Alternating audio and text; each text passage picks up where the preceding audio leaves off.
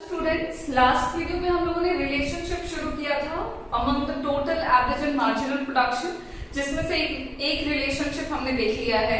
Total और marginal के बीच का रिलेशनशिप हमने देख लिया टेबल से और डायग्राम से। 3 पॉइंट्स में रिलेशनशिप थे जो कि रिपीट नहीं करते हैं, आप एक बार वो देख लेना। उसके बाद लास्ट में एक बार हम लोग रिलेशनशिप को अगले वीडियो में डिस्कस करेंगे। आज इस वीडियो में हम लोग उससे ही आगे चलेंगे। आज बात करने वाले हैं relation between average and marginal production. AR और एमआर के बीच का रिलेशनशिप आज डिस्कस करेंगे और इसी के साथ हमारा रिलेशनशिप का टॉपिक फिनिश हो जाएगा। इनके बीच का रिलेशनशिप भी हम लोग 3 पॉइंट्स में देखेंगे। सबसे पहला जो पॉइंट है या सबसे पहला जो रिलेशनशिप है वो ये कहता है कि जब एवरेज रेवेन्यू जो है वो घटता है, जब एवरेज रेवेन्यू डिक्रीज करता है, तो एवरेज रेवेन्यू जो है वो मार्जिनल रेवेन्यू से बड़ा होता है। इसका एक्सप्लेनेशन कुछ इस तरह से है कि जब एवरेज रेवेन्यू घटता है तो इसके रिस्पॉन्स में मार्जिनल रेवेन्यू भी घटता है।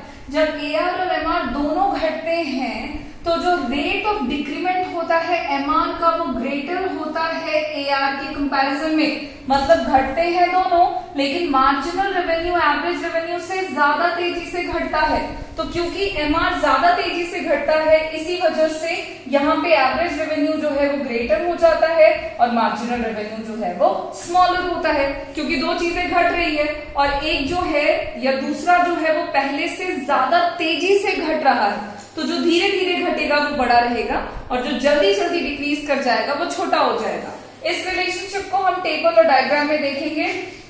ये हमने शेड्यूल में वही वैल्यूज इस्तेमाल किए हैं जो अपने लास्ट वीडियो में किया था। आप देखोगे ना 1 से लेकर के 5 यूनिट तक आपको आपका एवरेज रेवेन्यू डिक्रीज होता हुआ दिखाई देगा।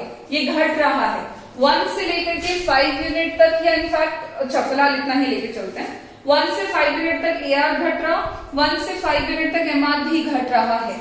आप देखो दोनों को कंपेयर करके, तो दोनों के कंपैरिजन में जब ये 10 है तब ये 10 है, ठीक है। जब ये 10 से घट के 9 हो गया तब ये 10 से घट के 8 हो गया है। 9 से ये 8 हुआ है, ये 8 से घट के 6 हो गया है। 7 पर ये 4 है और 6 पे तो ये 2 हो गया। एक और एक्स्ट्रा ले लो, तो जब ये 6 से 5 हुआ तब तक तो ये 0 हो चुका है। तो घट रहे हैं दोनों, लेकिन दोनों को कंपेयर किया तो मार्जिनल ज्यादा तेजी से घट रहा है।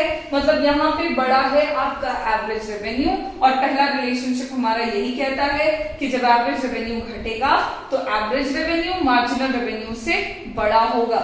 आप इस रिलेशनशिप को डायग्राम में अगर देखेंगे तो आपको एआर का कर्व भी डाउनवर्ड दिखेगा, एमआर का कर्व भी डाउनवर्ड स्लोपिंग दिखेगा।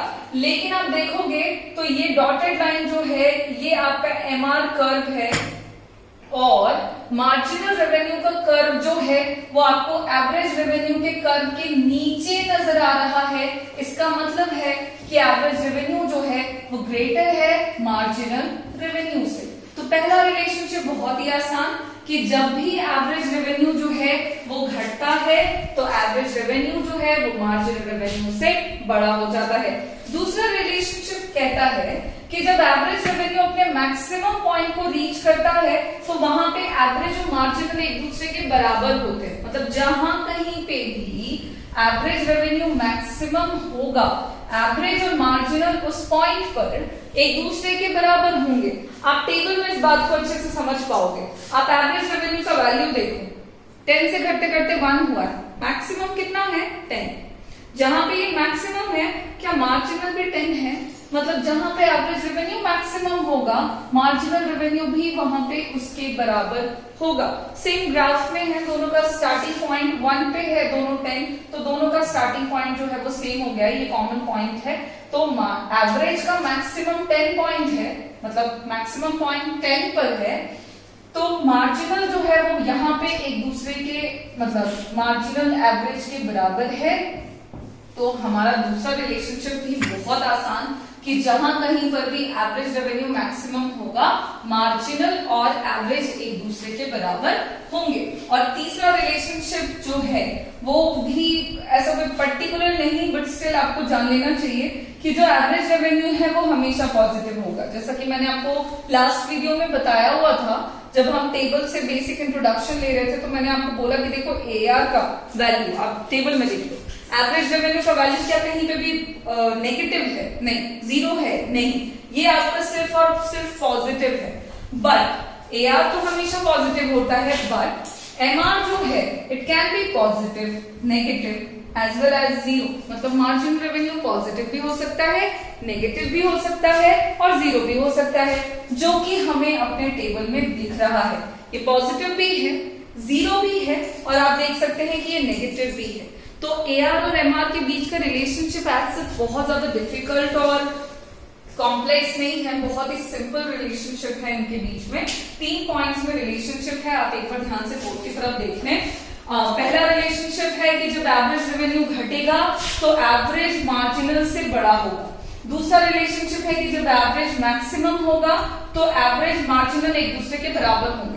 तीसरा रिलेशनशिप है कि जब एवरेज रेवेन्यू हमेशा पॉजिटिव होगा, बट मार्जिनल जो है वो पॉजिटिव, नेगेटिव और जीरो तीनों हो सकते हैं। ठीक है, यहाँ पे इसी के साथ हमारा जो दूसरा टॉपिक है रेवेन्यू चैप्टर में, relationship among total, average and marginal, वो फिनिश होता है। इसके बाद हमारा एक लास्ट टॉपिक रह जाएगा इस चैप्टर में, जिसमें हमें बात करनी है कि अलग अलग जो टाइप ऑफ मार्केट हैं उनमें किसी भी फर्म के रेवेन्यू कर्व का शेप कैसा होता है और जो भी होगा वो क्यों होता है। तो नेक्स्ट वीडियो से हम लोग डिफरेंट फर्म्स के रेवेन्यू कर्व की बात करेंगे इन डिफरेंट